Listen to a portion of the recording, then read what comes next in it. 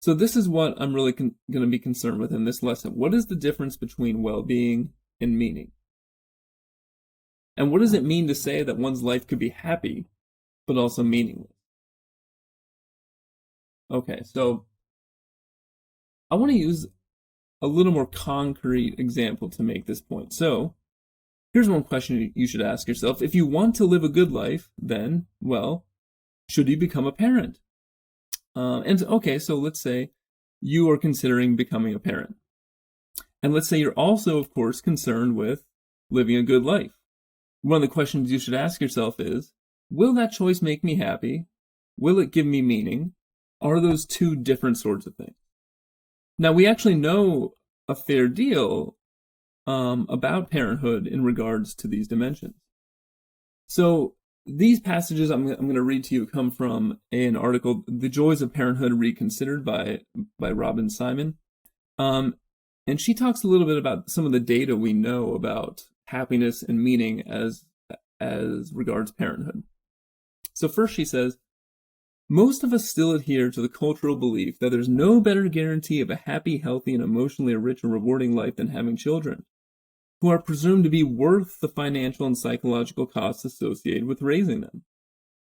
Although most people today would probably agree that parenthood is often challenging, sometimes difficult, it involves continual self-sacrifice, periodic disaster, and occasional heartache, particularly when children enter the tumultuous adolescent years.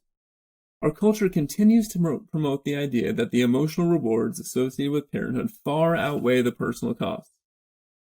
Okay, so first, there certainly is this cultural belief that while parenthood is something that is costly in the sense, not just a monetary costly, but in terms of your time, energy, and resources, that although it's a costly endeavor, it will be paid off in some form or fashion.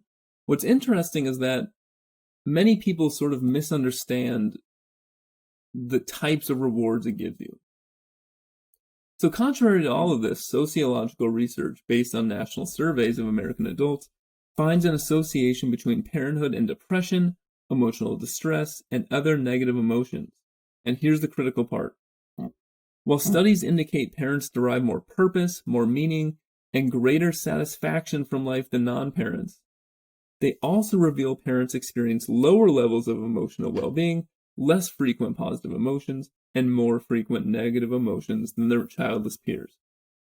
So this is a very sort of strange thing. At the same time as parents are more depressed, have more negative emotion, lesser levels of emotional well-being, parents also have more purpose and more meaning in their lives. And that should bring up an interesting question. Well, how is that possible? How could I be, on the whole, not in any given moment, but on the whole, more depressed, have higher levels of negative emotion, but also have a greater sense of meaning? Now, this phenomenon has a name. It's called the confounding hypothesis. And this hypothesis it explains this paradox that people keep having children even when doing so reduces happiness. And how do you explain this, right? So and this on a certain level makes no sense. If children objectively do make us less happy than we would be otherwise, why in the world do people continue to have them? Not just one child, but multiple children. Why would someone do that? It's because people tend to confuse happiness with meaning. So people thus may interpret or mistake the rewards of parenthood, which they know exist, as happiness, when they may have more to do with meaning. And what is meaning? Meaning can be defined as having a sense of purpose and direction in life, and that one's activities and efforts make sense and is part of something larger than oneself. So we're starting to get a little bit of a picture of how happiness and meaning are different. Happiness is something personal, something individual. If Mill is right, it involves, to a large degree, pleasure. But meaning is something maybe not different entirely, but it's something different. It involves having a sense of purpose, a larger goal, something outside of yourself. And if having children does anything, it certainly makes you live in a more self-sacrificial way that's certainly outside of yourself. Okay, so that's one way to sort of get into this issue, or to see the sort of idea. There's a difference between happiness and meaning. Now, there's another issue I want to bring up here as well. Oftentimes, when you think to yourself, what is the main way in which society encourages us to derive meaning from our lives? The main way is employment. Let's go back to, my son, who's 1 year old right now. Oftentimes, me and my wife will have thoughts of the sort of, oh, I wonder what he'll grow up to be.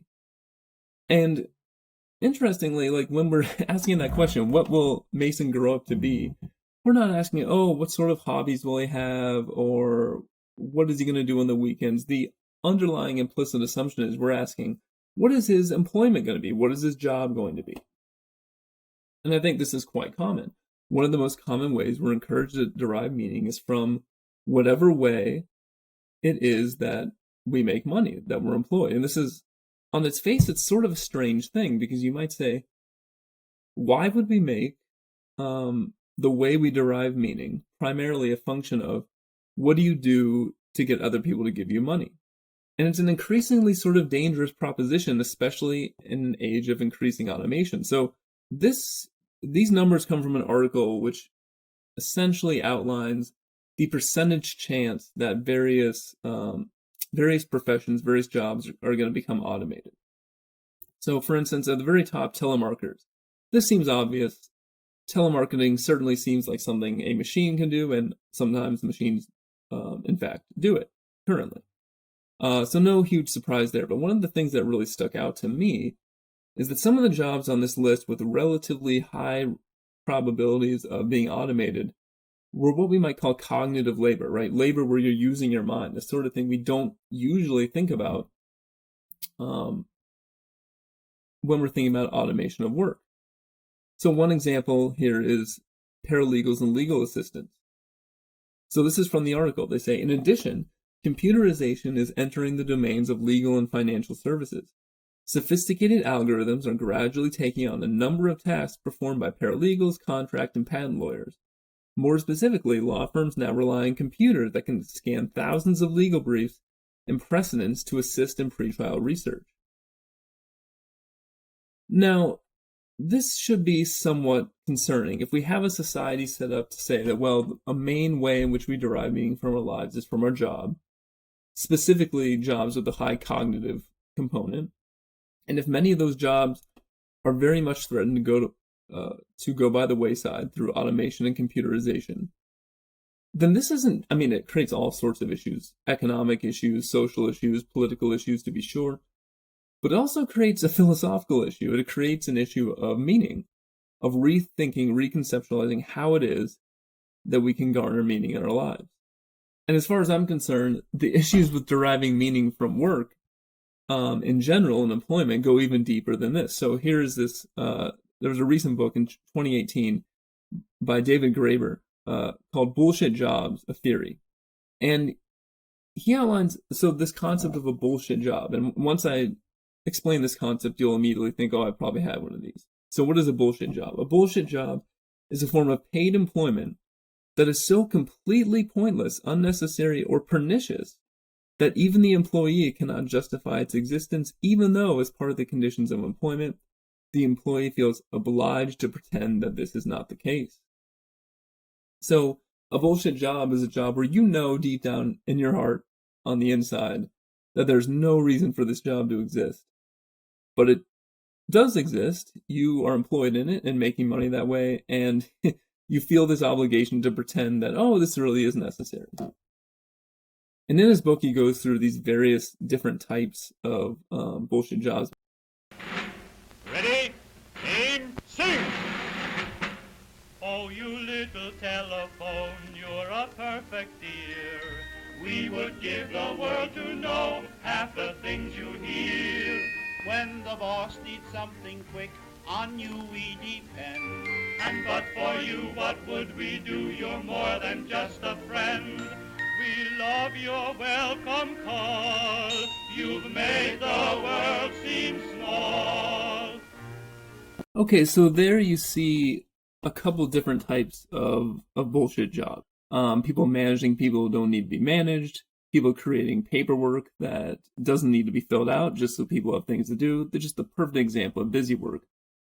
And one of Graeber's findings is that these jobs are much, much more common than we might want to admit to ourselves, and that actually a significant portion of our economy of employment is filled with exactly these sorts of jobs. Now, why does this matter for us? Again, it's a very sort of troubling situation if, in fact, one of the main ways in which we're encouraged to find meaning is through our work, and if much of that work is pointless, if much of that work is bullshit, then we might really start to think about, well, maybe we need some deeper reflection on what exactly it means to live a meaningful life and how we ought to pursue that. And so again, one thing this brings out for us is that there's a deep sense in which meaningfulness, or really meaninglessness, is connected to pointlessness, right? A meaningful life is a life with a point, a purpose, something you are pursuing that's valuable. Okay. Now, in the article The Meaning of Life by Richard Taylor, he discusses, from a philosophical point of view, this question of a meaningful life. And so I want to introduce a few concepts of that, and we'll mostly cover that article in the next video I do on this topic. But this is the first paragraph, I believe, of his article. And Taylor tells us the question whether life has any meaning is difficult to interpret. And the more you concentrate your critical faculty on it, the more it seems to elude you, or to evaporate as any intelligible question. So he says the meaning of life, it's a question that part of its difficulty comes from the more you focus on it, the more it seems difficult to answer. And why might it be difficult to answer? Well, here's what Taylor says. You want to turn it aside as a source of embarrassment, as something that, if it cannot be abolished, should at least be decently covered. So I think one of the sort of hang-ups about thinking about the question of the meaning of life is the very possibility that our lives as a whole could be like one of those bullshit jobs, that when you really look at it, when you're not just, if your job is creating paperwork that doesn't need to be done for subordinates who don't need to be there, you might be able to get along okay as long as you don't think about it, right? If you're just doing your job, you're checking things off your to-do list, and it's all fine. But once you start to really examine it and think, this is how I'm spending my time, doing this pointless bullshit task, well, that can be an extremely sort of depressing realization if this is a significant chunk of your life. But imagine now how much more depressing that would be if the same is true when we look at life as a whole.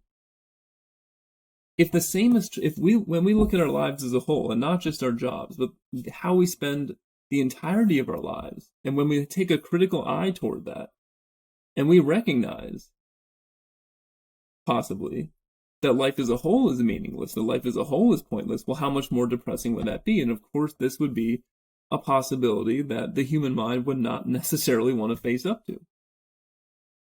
And yet, Taylor continues on, I think any reflective person recognizes that the question it raises is an important and ought to have a significant answer, so we're in a bit of a troubled spot.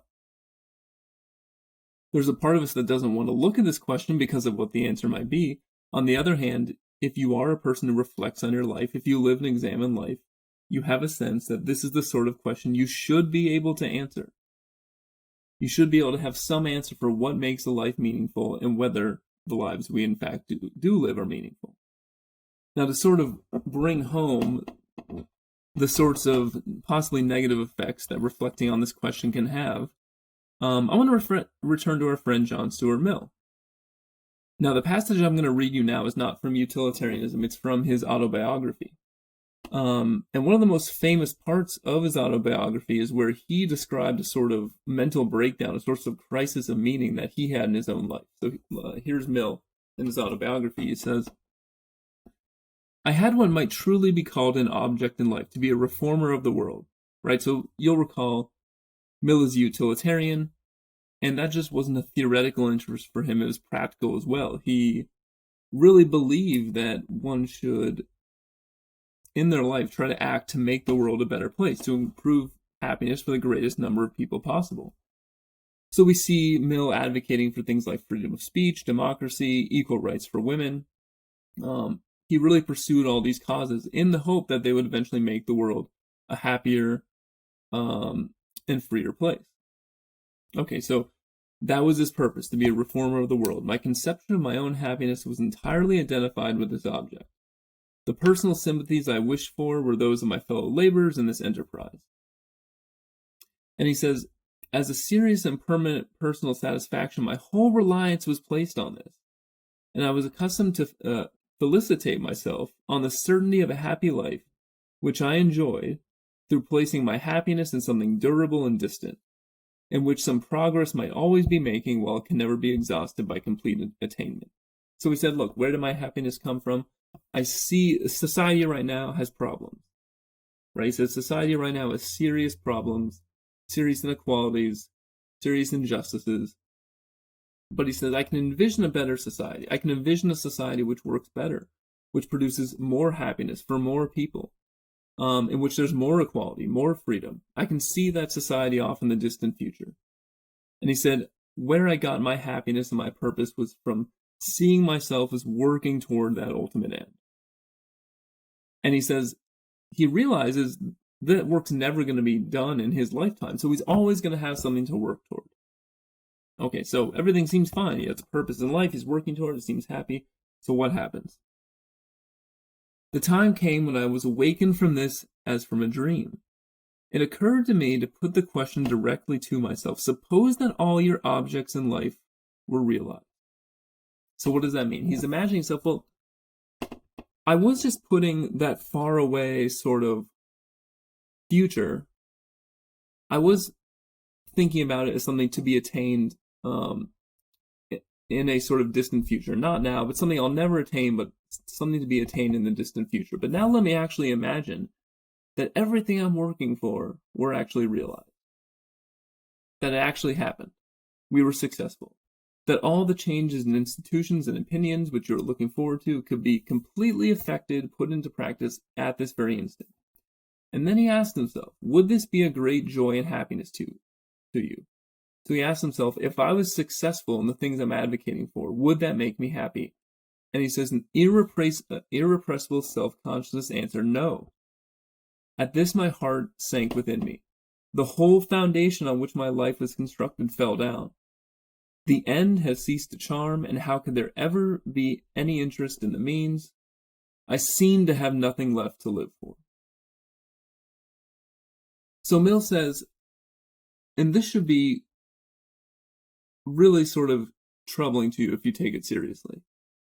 He said, when I really sat down, I asked myself, would I be satisfied? Would I be made happy if everything I was working toward came to fruition? He says, no. It actually wouldn't bring me the happiness that I think it would. And if that's really true, if whatever it is in your life that you're pursuing, whatever it is in your life you think is important, one of the scary things about that is you don't actually know 5, 10, 15, 20 years down from the line from now if that's what you'll want to do. You don't know if that's something you're going to care about, because 5, 10, 15, 20 years from now, you'll be a different person. And if it's also the case that if achieving your goal doesn't satisfy you, doesn't make you happy, if that means you have nothing left to live for, if that means your actions are pointless, then that's a very sort of scary thought, because that's exactly what happened to Mill. Once he imagined himself being successful in the things he was trying to pursue, it no longer made him satisfied, and he says he fell into a deep depression. As he goes on to explain, he felt he had no sense of anything to live for. So the reason I bring this up is because this is a perfect example of how the sort of question of meaning can creep up. You can be sort of pursuing something that seems, from an objective point of view, to be very important. The changes you want in society do seem like they're important changes. And for all that, it still may not be the case that it's enough to make your life meaningful, that's enough to make you satisfied.